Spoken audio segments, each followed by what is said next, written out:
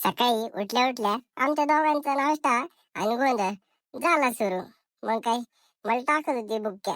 म्हणली थांबतोय का बघते. नमस्कार, माझं नाव आहे यशवंत आणि हा आहे आजच्या ब्लॉगचा 26वा दिवस. तर कस काय मंडळी, मी आणि माऊ चाललो होतो रानात. माऊला म्हणलं बाय कर बाय, ओ सॉरी हाय हाय. रानातून आलो, माऊची झालती देवपूजा चालू. सगळ्या देवांना एक एक एक एक एक एक फुलं ठेवत होती. तशी तर लय संस्कारी आहे, पण कधी कधी काय लय चढवणी करते. जाऊ द्या. दुपारच्या एवढ्या कडक उन्हात आम्ही लोकांच्या वावरात हिंडत होतो.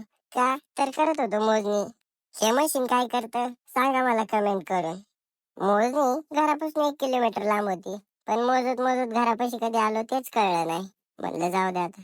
मामा आलते कुस्ती बघून. मग काय, माऊन मी निघालो होतो कुस्ती बघायला.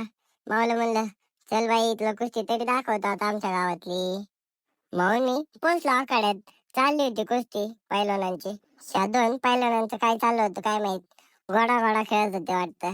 काय हटायच तयार नाही. मग काय, काका म्हणलं "ए, उठ पैलवान असं काय करतोय".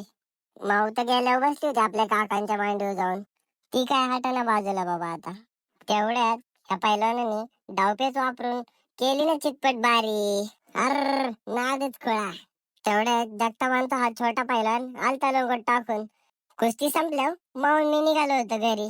म्हणलं चला सोडू आता हिला घरी. आम्ही चाललोय घरी. आपण भेटू पुढच्या लॉग मध्ये. चला बाय.